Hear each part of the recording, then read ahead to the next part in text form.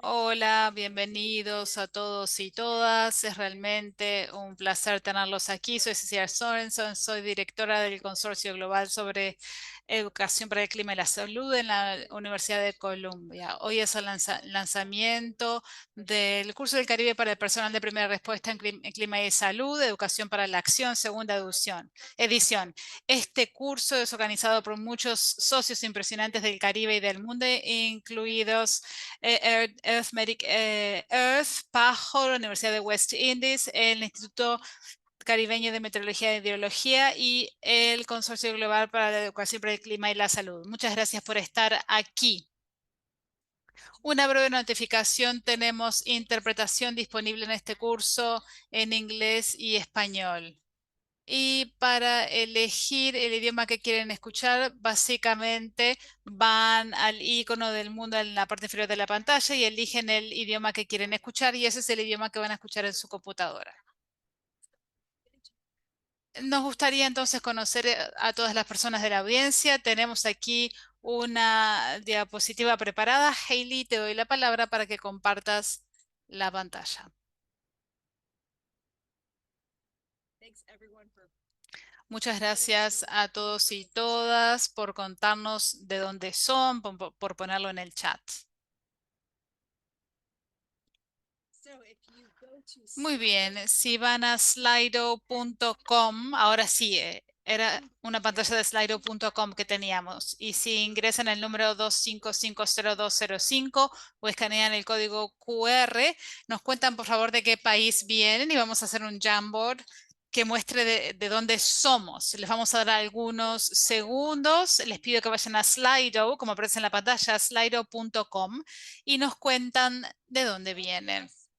Colombia, Surinam, Estados Unidos, Trinidad y Tobago, muchas gentes de Trinidad y Tobago, Bahamas, Jamaica, Costa Rica, Barbados, España. Va muy rápido y no doy abasto. Guyana. Y el tamaño del país refleja una mayor cantidad de personas que vienen de ese país. Así que nos cuentan de dónde son para ver qué país tiene más representantes del campo de la salud en la reunión de hoy. Muchos de Trinidad y Tobago, Jamaica, Puerto Rico, excelente, Estados Unidos, de todas partes. Excelente. Muy bien, vamos a ir a la próxima pregunta. La próxima pregunta es, y les pido que nuevamente vayan a slido.com. ¿Cuál es su profesión? ¿Son profesional de la salud, enfermero, médico? ¿Cuál es su profesión? Quizás sean un estudiante. Creo que hay muchos médicos, anestesiólogos, a estudiantes de doctorado, a consultores de salud, profesionales de la sostenibilidad ambiental, a psicólogos, nutricionistas, científicos, biólogos, docentes universitarios, personal de primera respuesta. Increíble. Gente que trabaja con el monitoreo y la normativa, trabajo humanitario, etcétera. A oftalmólogos. Increíble. Muy bien, 20 segundos más. Slido.com. Y les pido que escriban allí su profesión.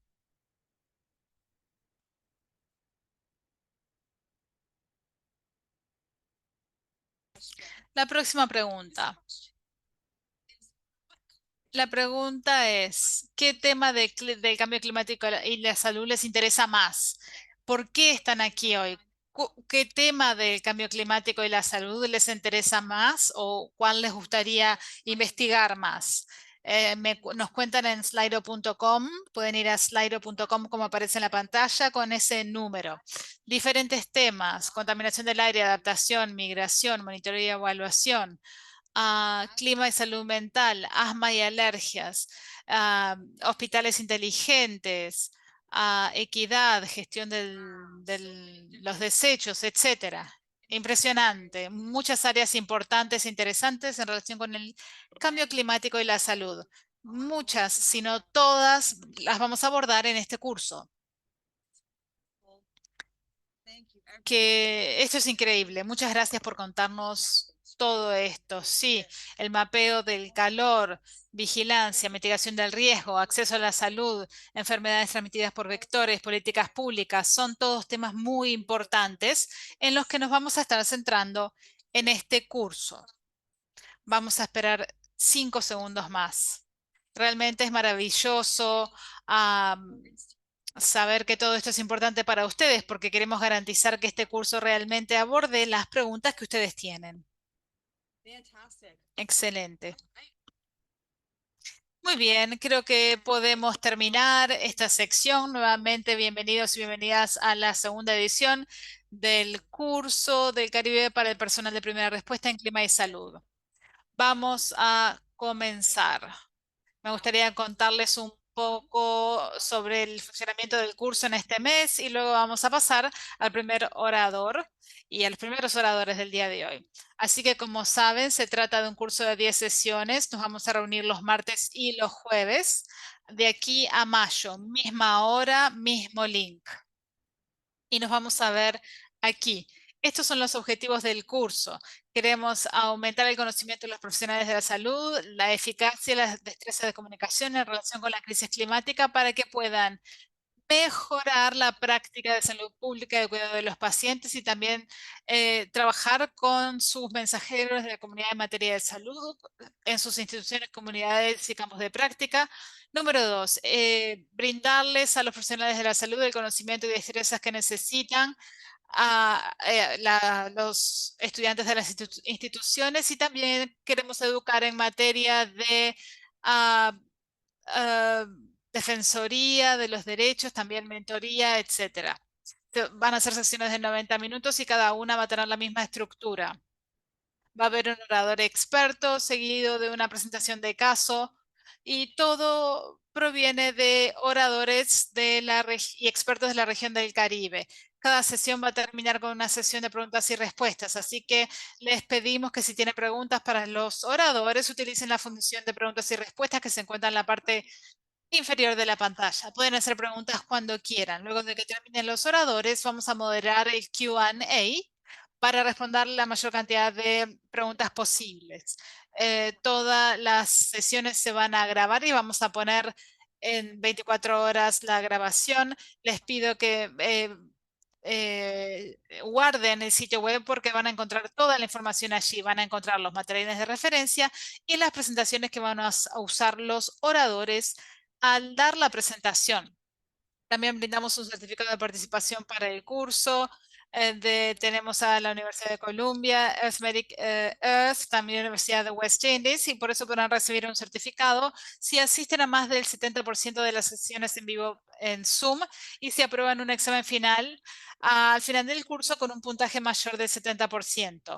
Para que se registre su asistencia en Zoom, tienen que unirse a la sesión con su link único. Así que no compartan links, solamente el sitio de registro y siempre únanse a la reunión con el link de ustedes para poder registrar su participación. También estamos ofreciendo créditos CME que van a estar disponibles para todas las personas que trabajen dentro de la región de la comunidad del CARICOM. El crédito CME lo da el Caribbean College of Family Physicians. Encontrarán que al final de cada sesión hay un link en el chat que anuncia a dónde tienen que ir para completar el formulario y así solicitar los créditos CME. En primer lugar, me gustaría agradecerle a nuestro comité de planificación tan excelente de Arithmetic Earth Nurse, también del consorcio GCCH de la Universidad de West Indies, PAHO. Esto hubiera sido imposible sin esta colaboración. Así que muchas gracias a todos y todas por su trabajo para hacer que esto sea posible. En primer lugar, vamos a pasar a la primera charla y estudio de caso que va a ser un pantallazo general para el profesional de salud. Tenemos objetivos de aprendizaje para cada sesión, no los voy a leer, pero los pueden encontrar en el sitio web. Vamos a intentar responder todas estas preguntas hoy para que puedan entender estos objetivos y aplicarlos en la práctica. Y para hacerlo tenemos dos oradores increíbles, dos expertos del campo. En primer lugar, el doctor James Hospedales, que es el fundador y director gerente de Earth Medic Earth Nurse, fundado para movilizar a los profesionales de la salud con el fin de abordar urgentemente la crisis climática y sanitaria. Antes fue presidió el comité ejecutivo de la Asociación de FIT NCD y ayudó a la agencia para que sea un actor reconocido en el campo de la salud mundial. Enfrentó varias emergencias de salud pública, desarrolló una innovadora alianza de turismo y salud y dio la voz de alarma sobre la crisis climática y sanitaria. Fue coordinador. Perdón, es licenciado para la UWI, también es un fellow de la Facultad de Salud Pública del Reino Unido y agente acreditado de asociaciones del Partner Institute del Reino Unido. Luego del doctor Hospedales, vamos a darle la palabra al doctor Edward Maybach, que es el director y fundador del Centro para la Comunicación de Cambio Climático en la Universidad de George Mason, donde se centra en entender el conocimiento del cambio climático y las estrategias para mejorarlo. Sin más, entonces, es un placer para mí darle la palabra al doctor James Hospedales. Muchas gracias a todos y todas por estar aquí.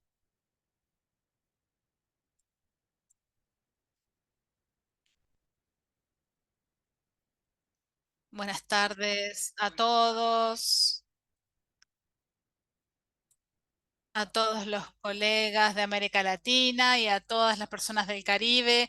Estoy muy contento de ser el primero, pero bueno, soy el primer bateador de la pelota. A patear la pelota en el fútbol.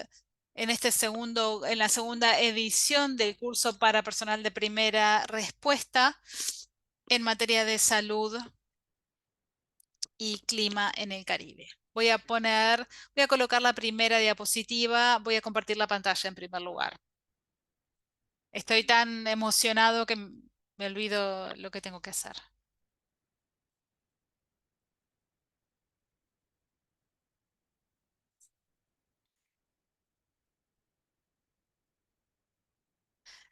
¿Ven la pantalla?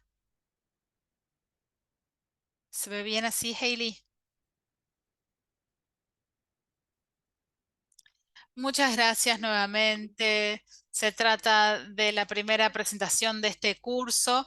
Estamos analizando al cambio climático para el profesional de la salud. Se trata de algo de una introducción para el resto del curso y todos los puntos que voy a mencionar luego se va a ampliar en las próximas sesiones prácticas. Gracias a Cecilia, los colegas del PAJO y CIMH por ser grandes socios a la hora de organizar este curso y también a Saint Augustine, que son socios en este sentido. ¿Por qué hago lo que hago? Bueno, estos son mis tres nietos, Emilio, Kai y Luca.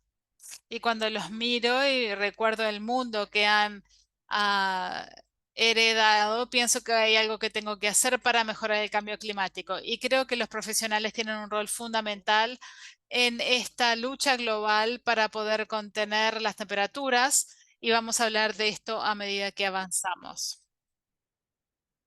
Objetivos. Cecilia acaba de mencionarlos, además de explicar brevemente cuál es el Acuerdo de París y sus aspectos fundamentales, porque si están en el cambio climático, van a escuchar mucho hablar del Acuerdo de París. Y creo que la mitad de ustedes no fueron en ningún curso en materia de clima, según el registro. Así que les vamos a dar los datos fundamentales, algunos libros fundamentales también y es probable que puedan aprender el resto durante el curso. Algunas definiciones básicas. ¿Cuál es la diferencia entre el cambio climático y la meteorología o el tiempo? A mí antes no tenía ni idea de esto. ¿Por qué es diferente? Porque el cambio climático es una manifestación a largo plazo del tiempo. Si tu madre te dice toma el paraguas que va a llover, te está hablando del tiempo, de lo que pasa a corto plazo, en minutos, horas, días, semanas o meses. En Trinidad y Tobago pasa lo mismo. Si, si llueve y hace calor a la vez, el diablo y su esposa están peleando. Eso lo decimos en Trinidad y Tobago. Si alguien dice, por ejemplo, un anciano, nunca hacía tanto calor cuando yo era niño, eso es un cambio climático a largo plazo, cuando era un niño hace 30 años. Y el último concepto es el concepto de escalas temporales climáticas. Acordamos que se trata de 30 años. Yo hace ya más de 2 escalas temporales climáticas que estoy aquí en el mundo. ¿Qué causa el cambio climático? Los ciclos naturales han alterado el clima de la Tierra anteriormente, pero el calentamiento global actual se atribuye principalmente a la actividad humana. Y el año pasado tuvimos un calor impresionante, sin precedentes, que es una manifestación de todo esto. ¿Y qué causa el cambio climático? La quema de combustibles fósiles como el carbón, el petróleo, la gasolina y el gas natural. Y no estamos logrando detener el problema con la velocidad posible. La quema de combustibles fósiles provoca el calentamiento global. Hay mucha gente que piensa que esta es la mayor manifestación del cambio climático. El cambio climático es más que el calentamiento global, pero es la principal manifestación que lleva a un mayor efecto invernadero con niveles atmosféricos de dióxido de carbono de 421 partes por millón, o ppm. Cuando yo nací en los 50 era 313 ppm, así que verán el aumento impresionante que tuvo en estos años. Los principales gases de efecto invernadero que nos preocupan son el CO2, el metano y el óxido nitrógeno. El dióxido de carbono es responsable de la mayoría del calentamiento global. Pero también el metano es muy importante y la gente está muy preocupada porque también proviene de fuentes naturales a medida que se calienta el planeta. Las consecuencias de todo esto son profundas para todos nosotros, para la salud y la economía, para toda la vida en el planeta y la economía del planeta. Países. Aquí vemos publicaciones según la huella de carbono per cápita y también la riqueza del país per cápita. Fíjense en la parte inferior del diagrama vemos muchos países de bajos ingresos, muchos africanos, y también tienen un bajo nivel de producción de dióxido de carbono. No todos, pero muchos sí. En el medio vemos muchos países del Caribe, de América Latina, países de ingresos medios. Y en el extremo superior vemos a muchos de los países más ricos, los más de mayores ingresos, que tienen una alta huella de carbono per cápita. Fíjense, Estados Unidos, unas 12 toneladas per cápita. ¿Y dónde está Trinidad y Tobago? Mi país. Bueno, Trinidad y Tobago no está en el diagrama porque no está nuestra huella de carbono es 25 toneladas por año por persona porque producimos petróleo y gas. Y si esto se ampliara, veríamos que somos líderes con los países productores de petróleo del Medio Oriente. A ver, vamos a analizar todo esto con imágenes. El uso de combustibles fósiles lleva al cambio climático y esto genera consecuencias. Fíjense esta imagen de un entorno industrial donde se quema mucho combustible. Estamos hablando de una generación de electricidad que se utiliza en muchas personas y perdón, es la producción de petróleo que se utiliza para hacer funcionar los automóviles, para la industria, etcétera. Y muchos de nosotros utilizamos esto. Y también generamos dióxido de carbono que se genera en la atmósfera y luego se acumula. Fíjense, desde que yo nací, aquí tenemos un aumento permanente cada año y al momento no hay ningún indicio de que esto se reduzca. Durante la COVID sí hubo un pequeño descenso, pero luego comenzó nuevamente a aumentar la concentración anual de dióxido de carbono. ¿Qué quiere decir? Que la Tierra se ve rodeada por una atmósfera que tiene una determinada cantidad de dióxido de carbono y es importante tener una cierta cantidad para la vida en la Tierra, si no, el planeta sería frío y sin vida. El dióxido de carbono nos envuelve como si fuera en una manta y ha mantenido la temperatura durante miles de años, pero el ser humano, al quemar combustibles fósiles que emiten estos gases, cambió, modificó este equilibrio. Entonces vemos que hay cantidades cada vez más grandes de gas y entonces este calor no se refleja y no se emite hacia afuera y se queda concentrado. Entonces, si vemos en estos últimos 100 años, por ejemplo, se mantuvo bastante estable hasta las últimas décadas que viene aumentando y estas proyecciones de cómo seguiría aumentando si no logramos contenerlo. Y esto es lo que venimos sintiendo en el planeta: olas de calor, sequías, incendios, huracanes más intensos, deslizamientos de tierra, aumentos del nivel del mar. Quienes vivimos en el Caribe, definitivamente sabemos de lo que estoy hablando, pero si viven en África también, incluso en Estados Unidos, están enfrentando sequías e incendios extensos, en Europa también. No hay ningún lugar que esté exento en este momento. También hay epidemias de enfermedades crónicas no transmisibles, problemas de salud mental, conflictos, migración, son todas manifestaciones frecuentes. Saludo a los colegas de las Bahamas, que esta diapositiva se desarrolló allí y me pareció muy útil. Y ahora si volvemos 20.000 años hacia atrás para ver una perspectiva histórica del calor y vemos que la civilización humana comenzó tal como la conocemos, concentrándose en ciudades, con la agricultura, quizás hace 10.000 años. Y venimos viviendo en esta zona de confort hasta unas 5 o 6 generaciones hacia atrás. Y ahora estamos en 1,1 grados Celsius por encima de ese rango y ya estamos viendo los problemas, las catástrofes, los desastres asociados con esto. Y esto es lo que se proyecta, este aumento.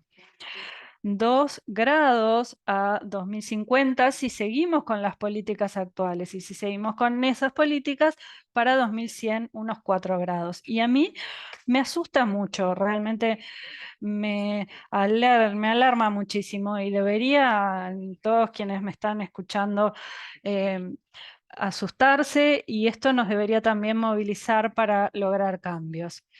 Este calor adicional principalmente se concentra en los océanos. Un gran porcentaje de este calor del que vengo hablando se concentra en los océanos. El equivalente a 5 bombas atómicas como la que se usó en Hiroshima por segundo durante los últimos 25 años. Esa es la presión que le estamos aplicando al planeta. Y estos cambios de temperatura matan muchísimos organismos y hasta mamíferos que viven en los océanos. Si viven en el Caribe, lo han visto en los arrecifes de coral y saben qué efecto tiene sobre nuestras fuentes de alimentación. Entonces tenemos a este paciente que está enfermo y tenemos este niño con este cartel que dice: permítanme tener un futuro. Esto es algo que todos los gobiernos que tienen la posibilidad deberían hacer algo para cambiarlo. El cambio climático no es el único problema que enfrentamos. Hay otros relacionados, como la contaminación, que yo digo que es el gemelo malvado del cambio climático.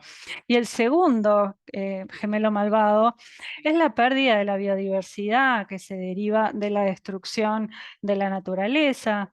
Vemos aquí una imagen de la selva del Amazonas que se incendió y esta pobre familia, estos pobres animales están desesperados y no saben de dónde van a conseguir alimentos. Entonces, en este curso nos centramos en el cambio climático, pero hay otros problemas relacionados que está sufriendo el paciente planeta Tierra. Si ustedes son médicos o médicas, saben que tenemos problemas que son multifactoriales. Tenemos la contaminación, la pérdida de biodiversidad, cambios en el uso de la tierra, cambios en el uso del agua, el ciclo de nitrógeno, que esto también, por ejemplo, vemos los aumentos en la floración del sargazo en nuestra zona. Creo que lo único de esta gráfica que está bien es el tema del ozono a nivel estratosférico, porque descubrimos lo que estaba sucediendo con el ozono y lo solucionamos, hicimos algo para solucionarlo. Entonces tenemos todos estos factores y en este curso nos centramos en el cambio climático, pero hay otras cosas también, otros problemas que enfrentamos. Y bueno, ¿a quién le importa todo esto? ¿Por qué importa? Bueno, muchas de las organizaciones de salud del mundo se preocupan por esto. El sector empresarial se preocupa, quizás no la industria del petróleo y quienes la apoyan, pero bueno, el Foro Económico Mundial dijo en 2003 en un informe que la inacción climática es el principal riesgo para el mundo. Las principales religiones, el cristianismo, el islamismo, el hinduismo, el judaísmo, todas están de acuerdo en la importancia del medio ambiente. Y los gobiernos, bueno, los gobiernos han firmado un tratado vinculante que se conoce como el Acuerdo de París. Si ya han escuchado probablemente hablar de él, si ya han entrado en temas de medio ambiente. Surge de una conferencia de las partes de 2015. Algo que aquí quizás está muy chiquita la letra, pero vemos que en este acuerdo solo se menciona la salud una vez en el preámbulo. Increíble, ¿verdad? Hay otros acuerdos que son relevantes, que tienen la salud como un factor integral, pero en el Acuerdo de París no se tuvo mucho en cuenta la salud. Esto viene cambiando. El año pasado en la COP, creo que Cecilia, como codirectora de este curso, si pudo asistir, sabrá decir mejor que yo que la salud realmente ha cobrado mucha más importancia. Y el objetivo de este Acuerdo de París es limitar el aumento de la temperatura global media, y los países del Caribe lucharon para que este límite se pusiera en 1,5 grados. En realidad lo que se acordó fue un 2 grados, porque las cosas ya están mal y nosotros sabemos que con 1,5 grados ya va a ser catastrófico. Yo la verdad que no tengo, viendo cómo están las cosas, no tengo mucha confianza, a menos que los países del mundo se puedan unir en una alianza sin precedentes. Les quiero hablar ahora de algo que se conoce como los NDC, que son las contribuciones determinadas a nivel nacional. Es algo que se actualiza cíclicamente y tiene que ver con los objetivos que tiene cada país para mitigar y adaptar, teniendo en cuenta las circunstancias nacionales. Es algo voluntario, pero prácticamente todos los países del mundo están rindiendo cuentas sobre esto, diciendo cómo van a reducir sus emisiones como país y generar resiliencia al cambio climático. También estos incluyen metas, formas de medir, políticas específicas y necesidades de financiamiento de cada país. Se ha criticado la falta de especificidad en los objetivos. Por ejemplo, en el Caribe eso pasa mucho, pero sean de donde sean, averigüen cómo es en su país. Para limitar el calentamiento global a 1,5 grados, tendríamos que poner como límite máximo a las emisiones de gases de efecto invernadero el año 2025 y reducirlas en un 43% para 2030. No es imposible, pero es muy difícil pero bueno, no es imposible si aplicáramos medidas de emergencia, como aplicaríamos con un paciente que está en situación crítica, sería posible. Acabo de usar algunas palabras, algunos términos que podemos definir ahora. Adaptación Es el proceso de ajustarse a los efectos del cambio climático. Y estas acciones pueden ser de infraestructura, institucionales, de comportamiento o basadas en la naturaleza. Por ejemplo, plantar árboles a gran escala. Si las hiciéramos, las aplicáramos a gran escala, llegaríamos a un tercio de lo que necesitamos hacer para mitigar el cambio climático. La mitigación es la acción para reducir las emisiones. Esto es muy controvertido porque el costo necesario para eliminar estas emisiones es muy alto y para eliminar de la atmósfera lo que ya se emitió. Es más fácil reducir lo que se va a emitir que eliminar lo que ya se emitió a la atmósfera. Entonces, eh, hay medidas importantes como fuentes de energía sustentables, conservar energía, etcétera. Y la resiliencia tiene que ver con cómo nos podemos recuperar de estos riesgos, recuperarnos de un huracán, de una inundación, de una sequía, a nivel local, regional y global. Todos estos niveles son importantes. Si viven en una isla pequeña, un huracán va a ser algo totalmente abrumador y la capacidad de recuperarse va a tener que venir de ayuda de los vecinos. Si viven en un lugar grande como Estados Unidos, bueno, por ejemplo, vemos el año pasado en el estado de Florida, que una tormenta, después de una tormenta grande, se recibe ayuda de los estados vecinos. Hablamos de adaptación, de mitigación y de resiliencia, pero hay mucho sufrimiento y más sufrimiento por venir todavía como consecuencia del cambio climático. En este gráfico se ve en el sector de la salud, hablamos ampliamente de que recién empezamos a tomarnos esto en serio recientemente y en el 2021 se hizo en publicaciones médicas, se hizo una editorial conjunta entre varios profesionales sobre cambio climático como la principal amenaza a la salud pública. Y las Naciones Unidas y el G20 han declarado a los estados insulares como especialmente vulnerables. Los impactos del cambio climático se distribuyen de forma no equitativa, despareja, injusta y afectan principalmente a las personas más vulnerables, mujeres, niños y niñas, grupos que tienen bajos ingresos, personas marginalizadas por cuestiones raciales o étnicas, adultos mayores, personas con enfermedades crónicas o discapacidades, personas que viven en ciertas áreas de riesgo. Aquí tenemos los determinantes de la salud sociales.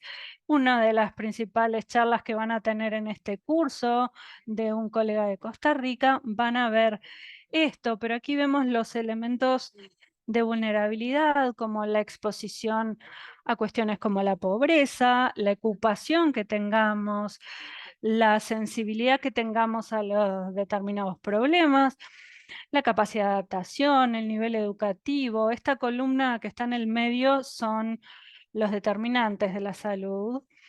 Y aquí a la derecha tenemos ejemplos. Si soy una persona que vive en un barrio pobre, tengo mayor probabilidad de estar expuesta a las amenazas del cambio climático. Si tengo una enfermedad, un problema de salud, también tengo mayores riesgos, por ejemplo, durante una ola de calor. Las personas que no tienen buen acceso a la salud. Por ejemplo, en mi país ha pasado que en las inundaciones las personas no pueden llegar a los centros de salud por las inundaciones, incluso quienes trabajan en esos centros de salud no pueden llegar. Entonces, sabemos que estas condiciones aún van a empeorar. Bueno, entonces quizás están pensando que esto es muy general. Bueno, ¿qué vínculo tiene esto con los problemas de salud, con las enfermedades? Y les muestro este gráfico de los CDCs que ven en el medio los aumentos de temperatura, el aumento del nivel del mar, los fenómenos climáticos extremos Y entonces todo esto va cambiando, afectando los vectores de las enfermedades, las sustancias que generan alergias, los alimentos, el suministro de agua y de alimentos, el calor extremo.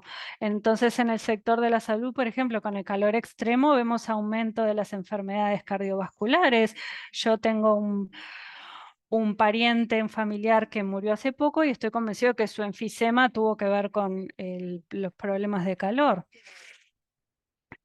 Sobre los fenómenos climáticos extremos vemos lesiones y también los impactos sobre la salud mental, que eso lo vamos a ver mm, en otra charla.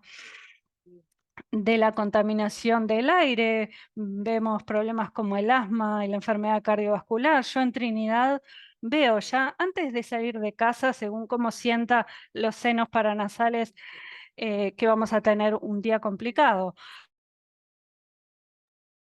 También el cambio de la ecología de los vectores, tenemos algunas enfermedades como malaria, dengue, aumento de las alergias, impactos de los problemas de calidad del agua, impactos también de los problemas en el suministro de alimentos y de agua. Si nos parece caros los alimentos ahora, imagínense cómo van a aumentar en el futuro. Y también con la degradación del ambiente vamos a tener migración forzada y conflictos y otros problemas. Sí, en este artículo se trata el calor y la humedad como demasiado alta como para la tolerancia humana. Y a mí me pasó esto. Hace un tiempo estábamos instalando este portón en la casa de mi hermano a 33 grados con un 85% de humedad y yo sentía que me moría. Y me fui a fijar a ver estos indicadores para ver por qué me estaba sintiendo tan mal. Y vemos que la temperatura a 33 grados, tenemos combinado con esta humedad relativa, es un índice de sensación térmica de 51 grados, de 51, y es peligroso. Ven que está en esta zona de peligro para estar expuesto durante tanto rato. Las temperaturas son más altas, las olas de calor además duran más, son más extensas y también vienen acompañadas de una humedad del aire más alta, que eso genera más problemas de salud. Esta es una imagen de la sequía en Jamaica en 2015, también afectó a Haití, Salvador, Guatemala,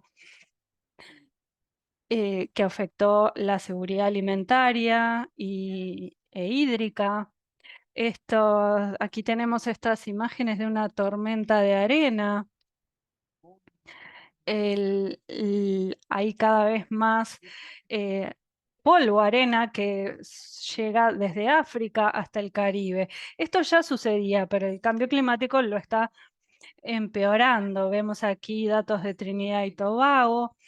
En los últimos 40 años tenemos un aumento sostenido en la cantidad de días con nubes de polvo. En 2021 tuvimos 198 días al año. Y cuando yo hablo con el farmacéutico, me dice, ah, sí, doctor, nosotros nos damos cuenta que es un mal día porque tenemos más gente viniendo a buscar sus medicamentos para el asma o para las alergias. Así que esta es otra de las cosas que no entendemos cabalmente todavía, así que necesitamos más estudios para poder hacer recomendaciones a la población. Por supuesto que esto no es solo en el Caribe. Este aire increíblemente contaminado, estas imágenes son de hace 9 meses en Nueva York, en junio de 2023, cuando las visitas a la emergencia por problemas relacionados con el asma se duplicaron. Aquí vemos a alguien que se está sacando una fotografía con el Empire State Building en el fondo. Y ven aquí las áreas con mayor contaminación, Nueva Jersey, Nueva York, y esta imagen apocalíptica. Imagínense. es Nueva York, en Estados Unidos, y estas fueron las consecuencias de los incendios forestales en Canadá. Son cosas sin precedentes. Este tipo de situación, donde tenemos tres huracanes en el Atlántico, uno después de otro y a la vez. Yo antes era parte del equipo de respuesta a los desastres en el Caribe y esto nunca pasaba. Había un huracán y bueno, podíamos abordar el problema, recuperarnos en cierto sentido, pero aquí es sin cesar, no hay oportunidad de recuperarse. José, Irma y María en el 2017, tres huracanes devastadores, sobre todo en María, que causó muchos daños en las islas de Dominica, Puerto Rico y muchos de los otros países del área. Esto nos muestra tres países afectados, a Puerto Rico, las Islas Vírgenes Británicas y Saint Martin. Y a los huracanes no les importa qué idioma hablan. Entonces, en las Islas Vírgenes Británicas hubo muchos daños. Vemos aquí que este hospital pudo resistir a la tormenta tan terrible y es uno de los temas del programa de hospitales inteligentes de pago que vamos a ver más adelante en el curso. Este este es un buen caso para estudiar. También Saint Martin, Puerto Rico.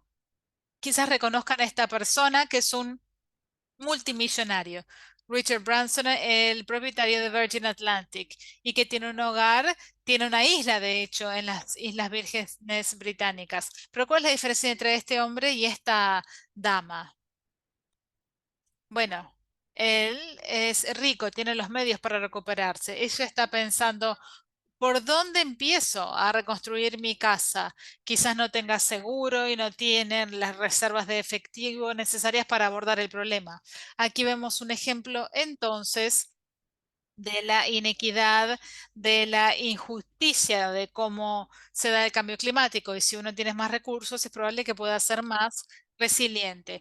Esta imagen la tomé de un avión en octubre, el 20 de octubre de 2018. Tuvimos inundaciones impresionantes, sin precedentes en el país. Esto nunca había pasado, que se había dividido el norte del sur del país.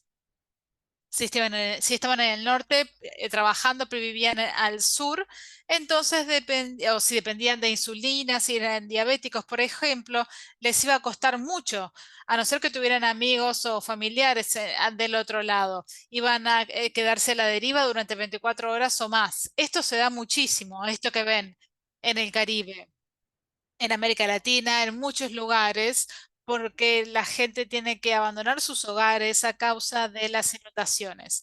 Luego de la inundación vienen los problemas del agua, porque la inundación por lo general afecta el sistema de suministro hídrico. El que hay que cerrar. Fíjense aquí, 200.000 clientes en las comunidades sin agua. Por ejemplo, no tienen agua, en dos comunidades no tienen agua para lavarse, para tomar, etcétera. Otro problema que nos preocupa, como este calor adicional y va a afectar la propagación de las enfermedades infecciosas.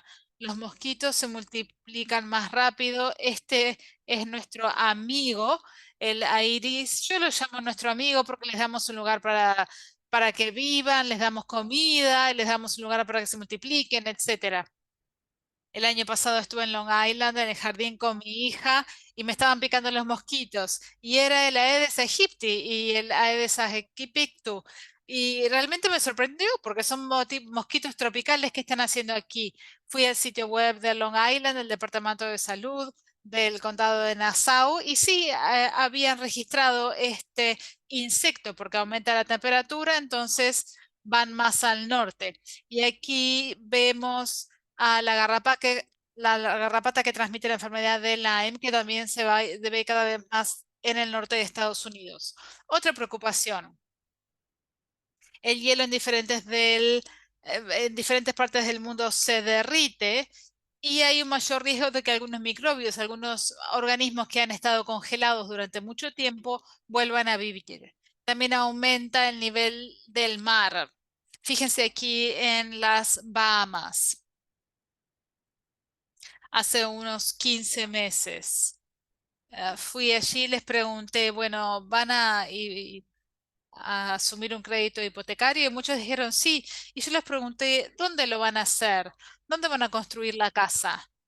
Vamos a ver qué va a pasar con los niveles del mar en su país para el año 2050, el momento en el que más o menos habrán pagado toda la hipoteca. Fíjense aquí las áreas en rojo, en New Providence, donde está Nassau, en Grand Bahama, en Abacos.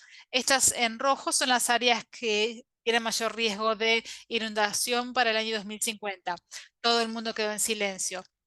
Pero no es todo en Bahamas, parte de Trinidad y Tobago, de la Florida, de Jamaica, Guyana, Belice, Surinam, todos tenemos este desafío, esta amenaza del aumento del nivel del mar que daña el suministro de agua, amenaza los hogares y realmente es algo que nos debería preocupar muchísimo. Aquí tenemos a Guyana y las grandes inundaciones del año 2005, una capital que construida en un bajo nivel y también un brote de leptospirosis como resultado de la inundación. Y la inundación muchas veces se ve empeorada por las acciones humanas. Por ejemplo, lo del saneamiento estaba atascado, las bombas no funcionaban, entonces se junta la inundación, la lluvia, el alto nivel del mar, el mal mantenimiento del drenaje, y esto llevó a una situación terrible durante 6 semanas. Esto lleva también a desplazamiento de la población, migración, y UNICEF dice que las islas del Caribe multiplican por 6 la cantidad de niños desplazados por las tormentas. Vamos a tener otra presentación en el curso sobre el impacto de las personas de Bermuda que tuvieron que emigrar de sus hogares. Venezuela, muchas veces aparece en las noticias por la crisis migratoria. Y no se publica mucho, pero el cambio climático ha contribuido a esto, porque hay menos lluvia, pérdida de glaciares andinos, también escasez de agua, y depende mucho de la hidroelectricidad. Y esto lleva a escasez de alimentos, de agua, y esto contribuye a la migración en masa.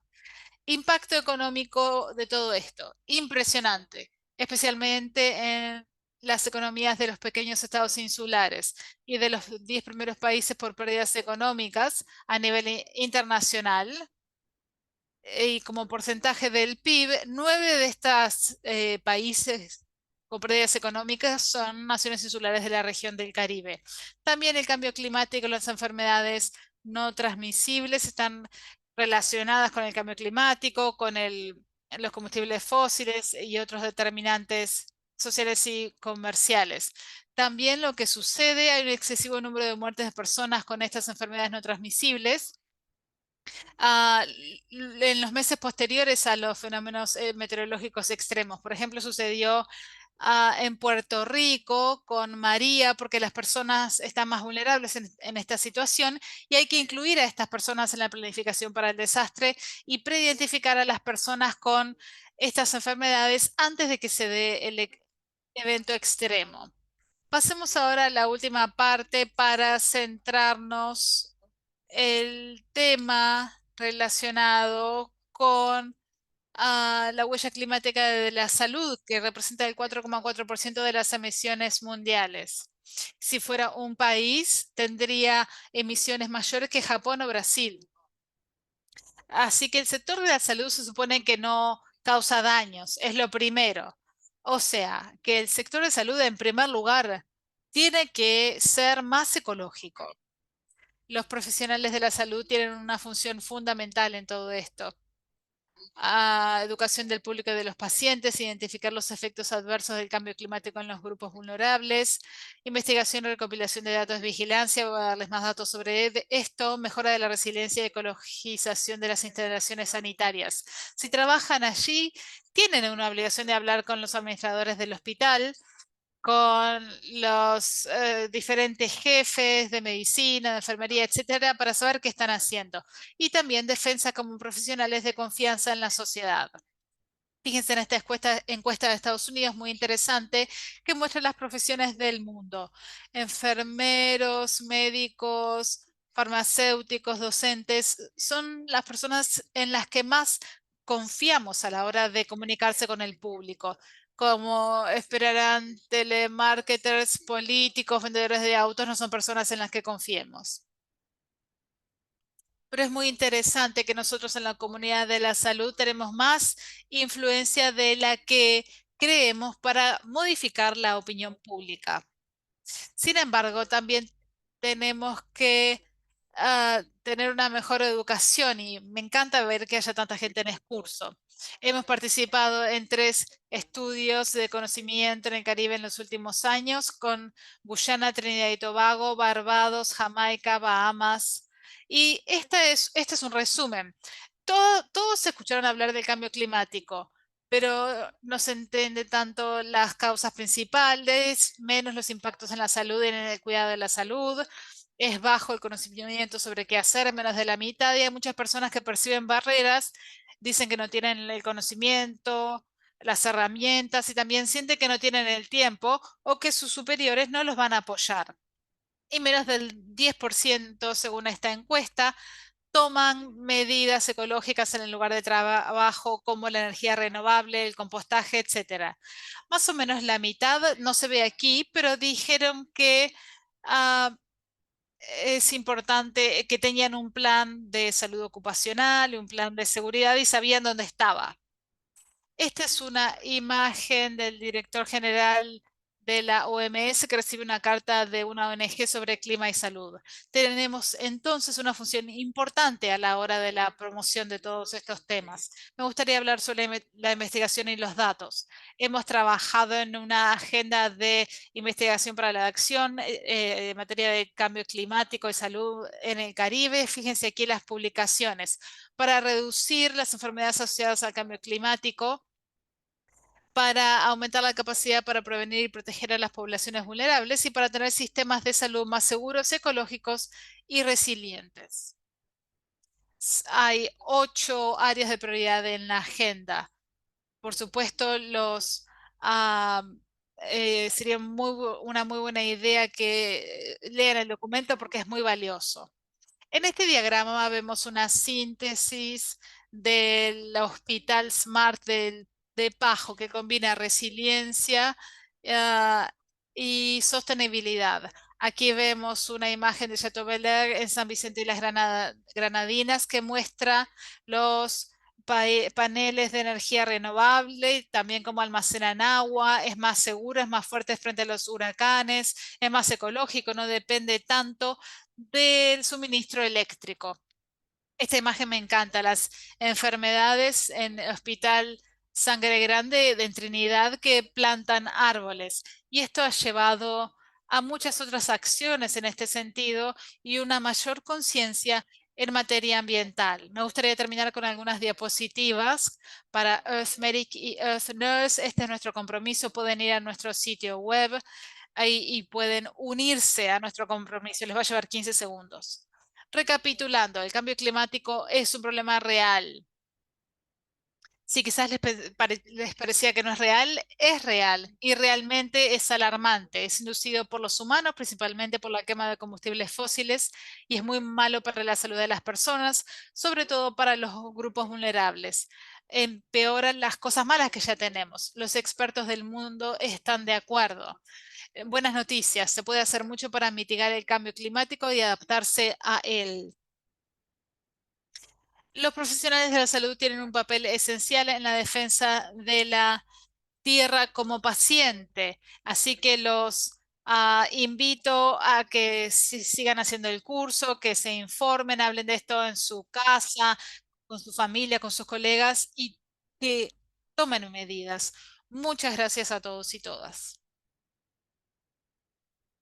Muchas gracias, doctor Hospedales. Realmente ha sido una charla muy inspiradora. e informativa. Tenemos muchas preguntas en las preguntas y respuestas. Surgen muchas preguntas, lo sé. Les pido que vayan a preguntas y respuestas en la parte inferior de la pantalla de Zoom y vamos a intentar responder la mayor cantidad posible de preguntas. Vamos a hacer una sesión de 20 minutos de preguntas y respuestas y luego viene el doctor Maybach. James, muchas gracias. Realmente muy interesante y hay preguntas muy interesantes e importantes aquí. En primer lugar, si pudiera aclarar, ¿la degradación de la calidad del aire afecta los resultados de salud que no sean los de las enfermedades cardiovasculares y respiratorias? Es una buena pregunta. El aire que respiramos va a los pulmones y luego a todo el sistema circulatorio. Y esto tiene implicancias para los niños no nacidos, para el cerebro, para la demencia, para el cáncer. Así que hay muchas otras consecuencias en materia de salud, de la calidad del aire mala como resultado de la contaminación del aire. Sí, totalmente. Y según lo que he visto, por ejemplo, he visto problemas con embarazo, nacimientos adelantados, también otros temas relacionados con la contaminación del aire, incendios forestales, humo. La contaminación del aire está relacionada con la enfermedad de Alzheimer, demencia, depresión, suicidios, muchas áreas. O sea, estas partículas van de nuestros pulmones a la circulación a todos los órganos del cuerpo. Y creo que podemos beneficiarnos de reducir la quema de combustibles fósiles y a corto plazo para la salud y también a largo plazo para reducir el impacto del cambio climático. Pregunta muy importante. La próxima, James. La pregunta, dado el aumento potencial de las enfermedades relacionadas con el calor y las lesiones en el mismo sentido o en los trabajadores que trabajan a la intemperie, ¿qué estrategias podemos aplicar para mitigar los riesgos relacionados con el calor y proteger la salud de estos trabajadores? Claro, para deportistas, trabajadores, para las fuerzas de la seguridad, trabajadores que trabajan al aire libre. ¿Qué estrategias podemos adoptar? Hay muchas. Escribí un artículo en calor y humedad es mucho. Y como yo me di cuenta hace unos meses, se necesitan pausas en el calor extremo. Hay que estar hidratado, hay que tener acceso a la sombra y los patrones y también los sindicatos tienen que tener esto en cuenta. Hay temas prácticos también. En América Central han cambiado las horas de trabajo en la industria de la caña de azúcar. Por ejemplo, empiezan a trabajar a las 3 de la mañana, pero ya a las 9 o 10 terminaron para evitar el calor inmenso del día, que es que contribuye en gran medida a la enfermedad ah, de los riñones. Recordemos que tenemos, por ejemplo, el efecto del calor urbano. También se pueden tomar otras medidas. Se puede pintar el techo de blanco en Trinidad y Tobago. Uno de los fabricantes de pintura más importantes tiene pintura que refleja el calor. Si utilizamos esa pintura en las escuelas primarias, en los residenciales para las personas mayores, pueden estar más protegidos como grupos vulnerables. Bueno, ah, la pregunta era sobre los trabajadores, pero creo que esto es útil. Sí, como profesionales de la salud, a la hora de educar a nuestra familia, a los trabajadores, a los pacientes, las comunidades sobre cuál es la ciencia de los sintomas de estas enfermedades relacionadas con el calor, reconocemos en nosotros mismos, en otros, cuándo hay que dejar de trabajar, ir a la sombra, tomar agua, hacer una pausa. Es muy importante reconocer los primeros indicios y síntomas. Y sobre todo para nosotros como profesionales. Más preguntas, James, de Paula, Teresa. ¿Hay conciencia sobre el clima en la comunidad médica? Sí, pero ¿cómo le damos participación al sector de la salud para que sean un actor más activo? Buena pregunta. El sector de la salud es una gran bestia. Por lo general tenemos el nivel de elaboración política, el Ministerio de Salud, asesores importantes, viceministros, etcétera. Así que hay que llevar el argumento a ese nivel. Son funcionarios electos, tienen que centrarse más en el clima, en su planificación.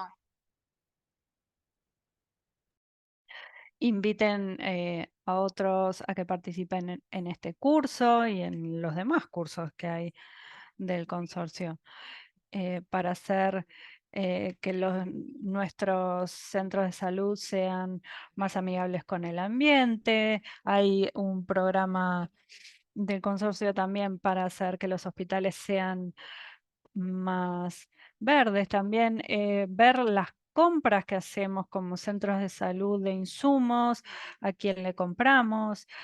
Hay muchas cosas que podemos hacer para ser más amigables con el medio ambiente y más resilientes también. Y quienes trabajamos en un centro de salud, tener un entorno también que sea mejor para el ambiente es mejor también para nuestra propia salud física y mental. Bueno, y siguiendo eso, tenemos de Johannes que nos dice que le interesó ver ese hospital inteligente, ese hospital smart que resistió esa tormenta. ¿Es anecdótico o tenemos algún estudio? Muy buena pregunta. Bueno, sí, tenemos que, sí, hay que evaluar. La verdad que les cuento que yo estuve durante 8 años a fines de los 80, en los 90, en el grupo de respuesta y he visto lo que puede hacer un huracán en un hospital que no es inteligente. Vimos instalaciones, centros de salud que pueden quedar sin electricidad durante semanas o incluso meses, lo hemos visto en Dominica y después un huracán.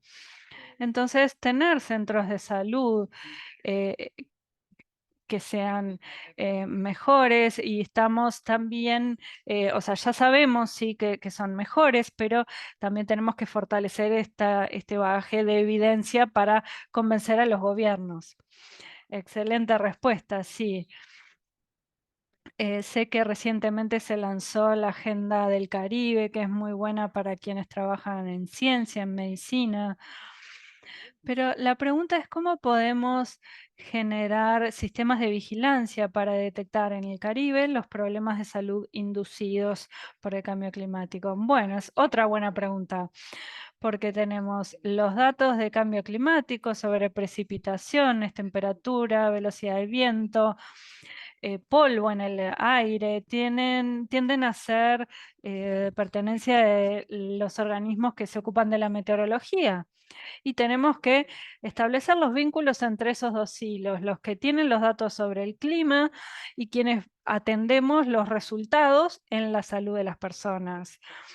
Médicos, médicas, generales o clínicos, farmacéuticos también. Tenemos que encontrar una forma de unirnos con políticas públicas inteligentes que tengan en cuenta el clima. Sí, yo lo veía como médica de emergencias. Yo creo que las puertas de emergencia son como un sistema de vigilancia, porque cada vez que, por ejemplo, hay un aumento de la temperatura, vemos más pacientes. También cuando hay una inundación vemos pacientes con ciertos problemas. Entonces, las tendencias en los datos de uso de las puertas de emergencia o de centros de salud, que son datos que son accesibles y poder trabajar con meteorólogos de esa área, creo que sería posible identificar tendencias, que sería de lo más accesible y que son datos que tendríamos que empezar a mirar para entender el vínculo entre esas dos cosas. James, muchas gracias. Otra muy buena pregunta de investigación sobre cómo específicamente se puede vincular los datos de vigilancia rutinarios de las enfermedades infecciosas que tiene un país con el cambio climático. Wow, tendría que hacer un seminario solo de eso. Es una excelente pregunta.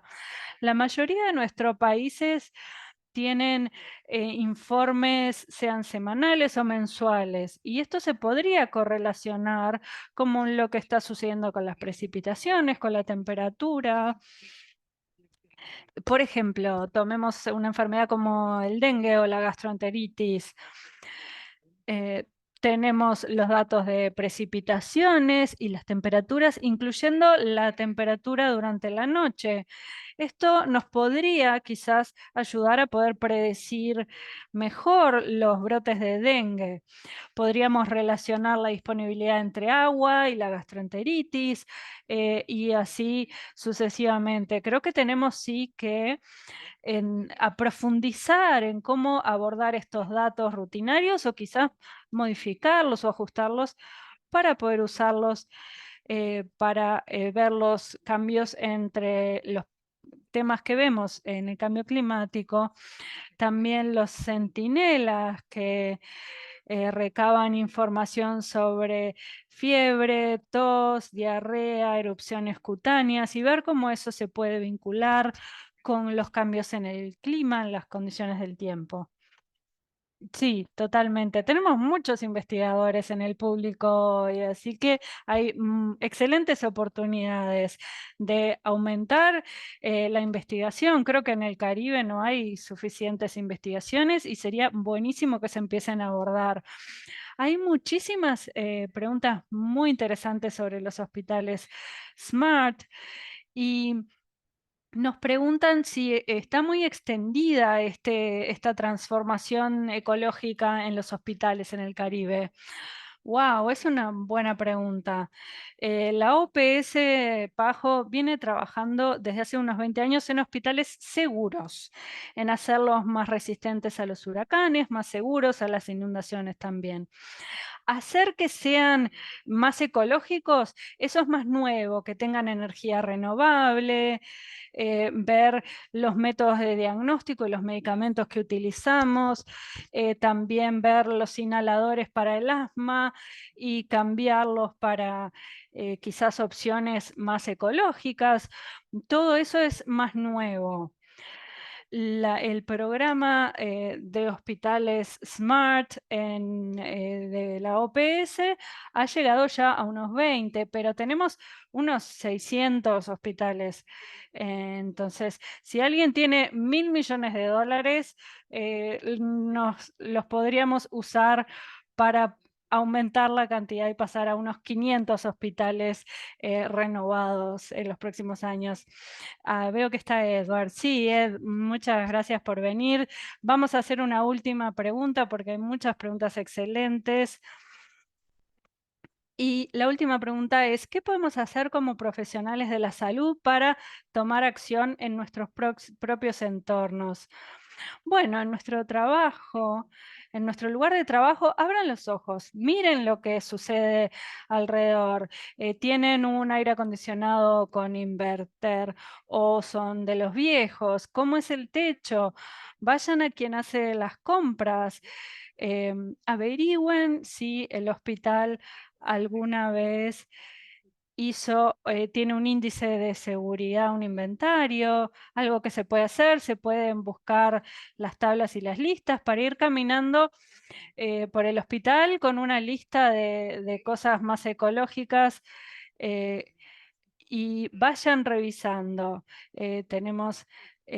Son cosas prácticas que pueden hacer. Hablen con sus colegas, averigüen si hay alguien más a quien le interese. Siempre hay un comité de desastres. Bueno, hablen con ellos. Verifiquen si hay un plan de desastres para ese hospital. Vean si tiene en cuenta el cambio climático. ¿Cuál es el plan de desastre para su país? ¿Tiene en cuenta a las personas que tienen discapacidades y problemas de salud crónicos? Esas personas ya están identificadas para que en caso de desastre puedan ser evacuadas inmediatamente. Bueno, esas son algunas de las cosas que pueden hacer en un centro de salud para comenzar. Muchas gracias, doctor. Te liberamos por ahora porque tenemos todavía muchísimas más preguntas. Creo que vamos a poder responder todas estas preguntas en las próximas sesiones de este curso, así que sigan en sintonía. Y ahora le damos la bienvenida al doctor Ed Mainbach, que es un profesor universitario y director de comunicación del Centro de Cambio Climático en Chongqing University. trabaja en estrategias para el cambio climático, cómo podemos mejorarlas. Está en la Academia de Ciencias de Estados Unidos, en la Academia de Medicina de Estados Unidos, en la Alianza de Salud, en muchísimos, y participa en muchísimos organismos más. Es un gusto tenerte. Bueno, muchas gracias, Cecilia, por la invitación. Muchas gracias por permitirme unirme a este grupo. Veo que hay casi 500 personas. Lamento, James, haberme perdido gran parte de tu charla porque sos una de mis guías espirituales y la verdad que es excelente ver todas esas ideas de lo que podemos hacer. Y siguiendo lo que decía el doctor Hospedales, tenemos que reconocer lo obvio. El clima está cambiando, está teniendo impactos en las personas que viven en nuestras comunidades y como profesionales de la salud tenemos obligaciones. Una de ellas es responder a la situación que enfrentamos en el territorio, en nuestras comunidades, a los daños que están sufriendo las personas y también intentar prevenirlo en la medida de lo posible. Algo que me gustaría que todos pensáramos es en que tenemos una oportunidad, la oportunidad de trabajar a través de las fronteras para reducir lo que yo digo, yo llamo que tenemos un superpoder, y es que los profesionales de la salud, según encuestas que se hacen en todo el mundo, siempre vemos que los profesionales de la salud, médicos, médicas, enfermeros, enfermeras, farmacéuticos y farmacéuticas, somos de los profesionales entre todas las instituciones en las que las personas más confían. Así que esa confianza es un superpoder que tenemos. Es una oportunidad extraordinaria para hacer la diferencia y influenciar la forma en que las personas piensan, actúan y también la forma en que quienes están a cargo de las políticas públicas piensan y actúan. Si lo vemos a nivel más micro, pensando en nuestra jurisdicción, a nivel local, un condado, un país, siempre vamos a estar yendo atrás. Por supuesto que es nuestra obligación hacer esto, pero la oportunidad que tenemos ahora de hacer algo juntos es de trabajar a través de las fronteras, de convencer a los líderes a nivel mundial de que tienen que hacer algo para limitar el calentamiento global, para que no llegue a 2 grados, que llegue idealmente a 1,5 grados, pero o si no hacemos esto, dejamos que las cosas, bueno, pasen y pateamos el problema para adelante. Hoy, mañana, no, pero dentro de un par de días en una publicación que se llama The Frontiers of Science, se va a publicar un comentario mío en respuesta a un artículo en el que se revisa la bibliografía sobre los impactos en la inmunología humana del cambio climático. Yo no soy inmunólogo, no puedo, no estoy calificado para escribir esa revisión, ese artículo, pero el editor en jefe me permitió, me dio el espacio para que yo escribiera lo que quería. Y no sé si pueden ver, pero bien, pero lo que quiero traerles es más que nada el título de este comentario. Es aceleramiento del fin de la era de los combustibles fósiles, un imperativo humano, planetario y una oportunidad. Y yo elijo ese concepto de acelerar el fin de la industria de los combustibles fósiles, porque al final de la COP28 estábamos con Cecilia en Dubái, muchos de ustedes quizás habrán estado y habrán visto que los líderes del mundo se comprometieron a triplicar la producción de energías renovables y a hacer la transición para dejar los combustibles fósiles. Bueno, la transición tiene que hacerse muy rápido si queremos limitar el calentamiento a menos de 2 grados, idealmente a menos de 1,5 grados. Yo me imagino que James en su presentación habló de cómo cada décima de 1 grado de calentamiento trae aparejadas consecuencias terribles para la salud pública. Entonces, cada décima de grado importa, importa también teniendo en cuenta las condiciones que le dejamos a nuestros hijos, nuestras hijas, nuestros nietos y nietas. Entonces, desde mi perspectiva, desde la salud pública, nuestro objetivo más importante tiene que ser limitar lo más posible esas décimas de grados de aumento de temperatura, porque cada décima de grado que evitamos que aumente la temperatura es un beneficio en la salud, el bienestar para la civilización humana que venga después de nosotros.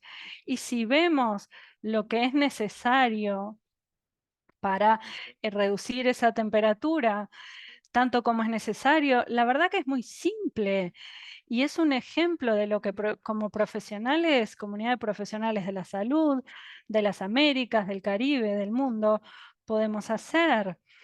Y tenemos que usar nuestras voces que gozan de confianza para acelerar el fin de la era de los combustibles fósiles en la medida de lo posible. Esa es la tarea que tenemos por delante y yo creo que estamos preparados. La mala noticia es que el trabajo es arduo, la buena noticia es de que estamos dispuestos y preparados. Yo en mis más de 40 años en la salud pública he peleado muchísimo en contra del tabaco como el principal enemigo de la salud pública, que ha sido la principal causa de muertes prevenibles a nivel mundial. Y por supuesto que no quiero disminuir la amenaza que representa el uso del tabaco para la muerte, para la salud humana. Pero cuando ponemos en la balanza las consecuencias de la contaminación del aire, la contaminación del aire generada por la quema de combustibles fósiles, queda clarísimo de las comparaciones que ya se han hecho y se han publicado, que la contaminación del aire ya es una causa de muerte y de morbilidad más importante que el tabaquismo. Y esa es una sola de las distintas formas en las que el cambio climático está afectando la salud de las personas. Así que si nos tomamos nuestras obligaciones como profesionales de la salud con seriedad, tenemos que abordar esta principal causa de muertes prevenibles a nivel mundial, que es claramente la economía de los combustibles fósiles. Hace 20 años hubiera sido imposible que hiciéramos esto porque no teníamos las tecnologías limpias que tenemos hoy. Pero hoy en día los factores económicos solamente de las energías renovables ya lo justifican.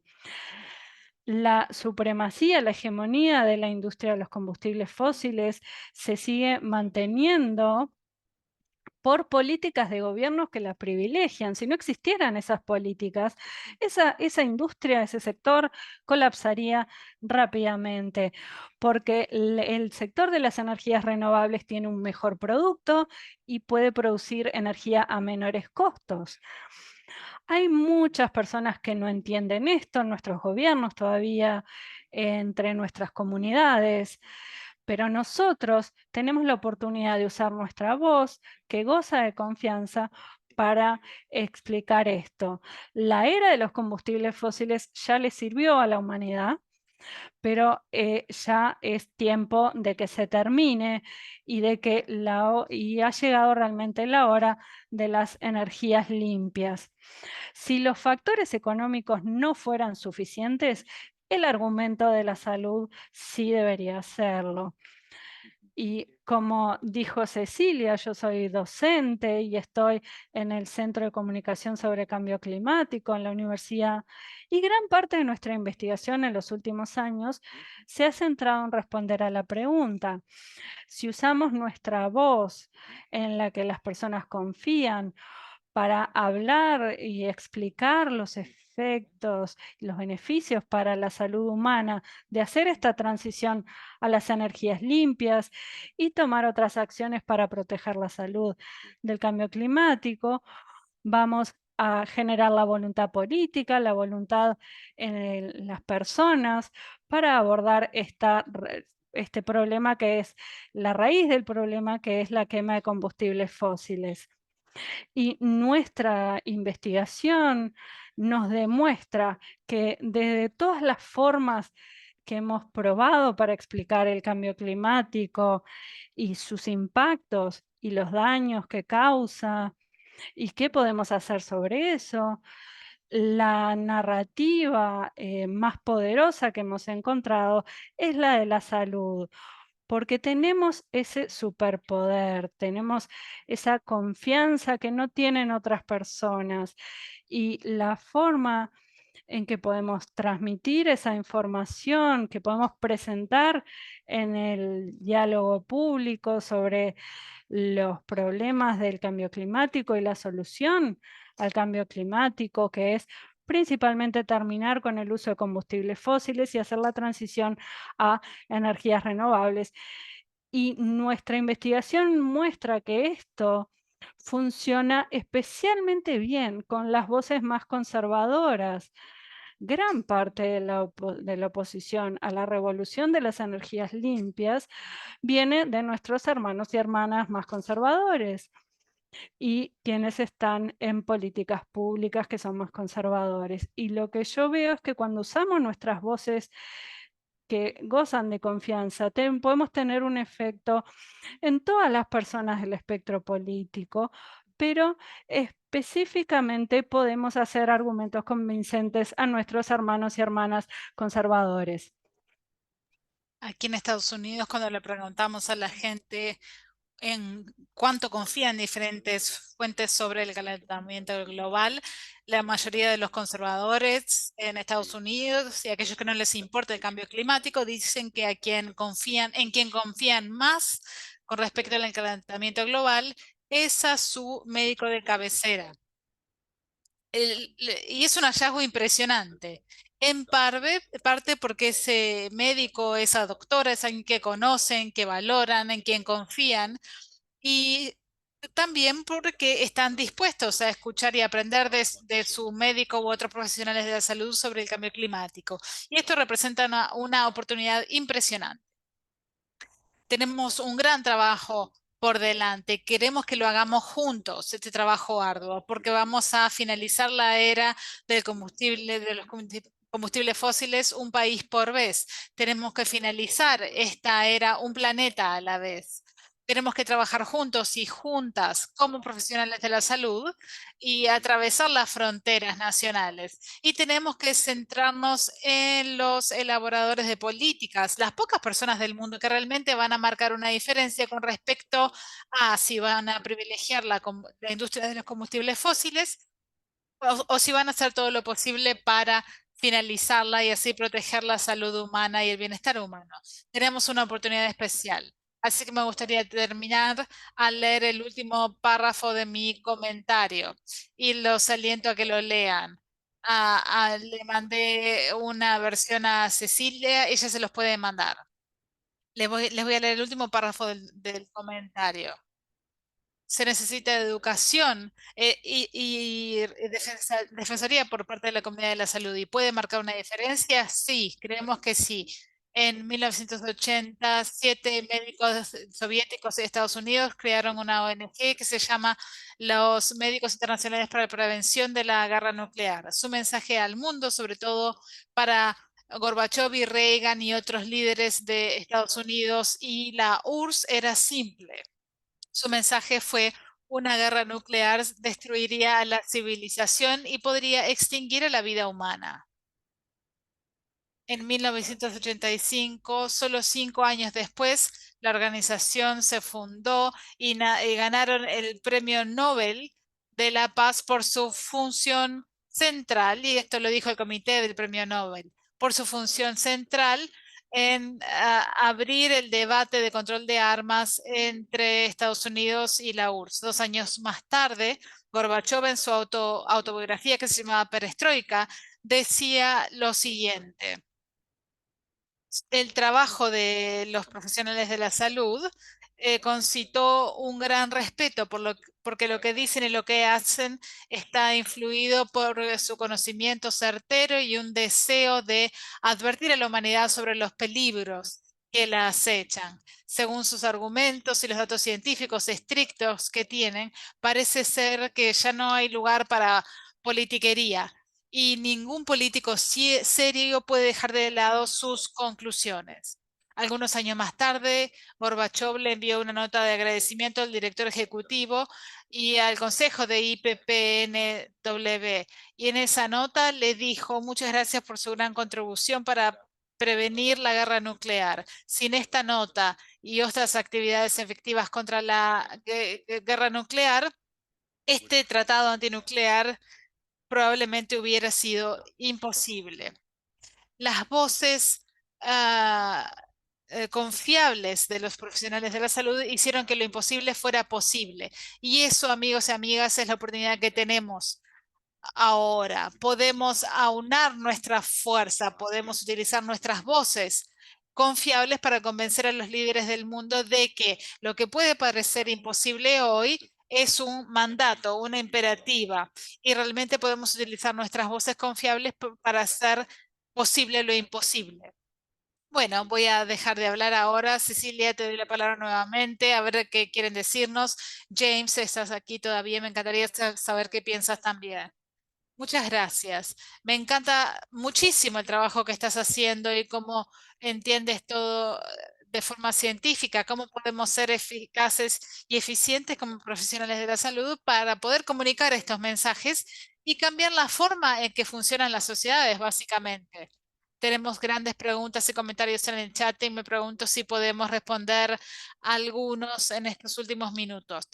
Esta pregunta dice: los profesionales de la salud son voces confiables. Creo que nos convenciste, Edward. Tendríamos entonces la responsabilidad de convencer a elaboradores de políticas para que hagan lo correcto para nuestra seguridad. Perdón, te congelaste en la última parte de la pregunta. ¿Cuál es la pregunta? ¿Cuál es el método más práctico para convencer a quienes elaboran las políticas? Hay dos métodos prácticos. En primer lugar, hay que hablar con las personas porque son los que toman las decisiones y brindar los argumentos. Tenemos mucha evidencia, la vamos a mostrar en este curso. Hay mucha evidencia que el cambio climático ya daña la salud humana y el bienestar humano de diferentes formas. Así que básicamente hay que presentar los argumentos de forma clara, sencilla, poderosa y utilizar datos de su país, porque nos importa la humanidad, pero por supuesto nos importa la gente eh, que está bajo nuestra responsabilidad. Así que utilicen los datos locales si pueden y tres tipos de datos. El cambio climático afecta a la salud. Dos, las soluciones climáticas son sumamente potentes como intervenciones para promover la salud. Las soluciones climáticas son soluciones en salud y podemos presentar los argumentos con mucha sencillez y con mucha potencia también, y utilicen los datos de su país siempre que puedan. Y en tercer lugar, el público ya está con nosotros. Encuentren datos de encuestas de su país que muestren las personas de su país que están preocupadas por el cambio climático y que quieren que sus líderes apliquen políticas climáticas efectivas e inteligentes. En todos los países, los datos indican que la mayoría del público quiere que los líderes hagan algo. Eso es sencillo. El cambio climático afecta la salud, las soluciones climáticas son soluciones para la salud y la mayoría de los votantes ya están de acuerdo. Así que comuniquen esos argumentos a los elaboradores de políticas. Van a escuchar, quizás no todos hagan algo, pero sí los van a escuchar y lleven ese mismo argumento al público, a quienes votan. Hagan que los votantes entiendan este aspecto del cambio climático que antes no conocían. Así que indirectamente pueden construir esta voluntad pública para generar voluntad política y se puede generar voluntad política al darle la información a quienes elaboran las políticas. Excelente, muchas gracias. Una pregunta más. Creo que si hablamos un poco más de esto, hay muchas preguntas en el chat. Si pudieran contarnos un poco sobre la idea de una transición justa. Muchos de los miembros de la audiencia dicen que hay muchas personas en los países en desarrollo que utilizan combustibles fósiles para sus necesidades básicas. Y también dicen que las alternativas limpias como el litio, etcétera, también generan daños por la minería. ¿Cómo podemos apartarnos de los combustibles fósiles de forma justa, sin generar nuevas externalidades? Bueno, puedo decirles que no puedo responder esa pregunta en un minuto. Es muy importante, pero es muy complicada y sé que está en el curso, ¿no? Para el resto del programa y van a ahondar en el tema. Pero lo que se está diciendo y que tiene que ver con lo que yo quiero decir es que sí, no queremos hacerlo de forma que perpetúe ah, daños anteriores. En mis 4 décadas en la salud pública, hace 4 décadas cuando estudié, hablábamos de los determinantes comportamentales de la salud y eso fue revolucionario. Porque ya no pensábamos en el cuidado de la salud como el determinante fundamental de la salud, sino que pasábamos a los determinantes comportamentales y eso era mejor que solo pensar en la salud como producto del cuidado de la salud. Pero mientras tanto, maduramos y tenemos más conocimientos sobre los factores que impulsan la salud. Así que en los últimos 20 y pico de años hemos hablado y hemos trabajado en- para abordar los determinantes sociales de la salud porque sabemos que son todavía más fundamentales que los comportamentales. ¿Por qué? Porque si no tenemos no tenemos de forma correcta los determinantes sociales, entonces no va a ser justo para determinadas personas. Pero ahora sabemos que ahora somos más sabios, uno vive y aprende, y si quiere aprender, vemos que los determinantes ecológicos de la salud son todavía más importantes. Así que a medida que abordamos estos determinantes ecológicos de la salud, que socavan los determinantes sociales de la salud, tenemos que hacerlo de forma que sea equitativa. No podemos repetir los errores del pasado. Y no podemos incluirlos en las acciones importantes para el futuro. Y es aquí donde damos en la tecla, es la transición que tenemos que realizar. Tenemos que terminar con la era de los combustibles fósiles y mejorar la energía renovable y otras soluciones climáticas y tenemos que hacerlo de forma equitativa y justa. Muchas gracias, doctor Maybach. Creo que podríamos hablar horas, hay preguntas buenísimas.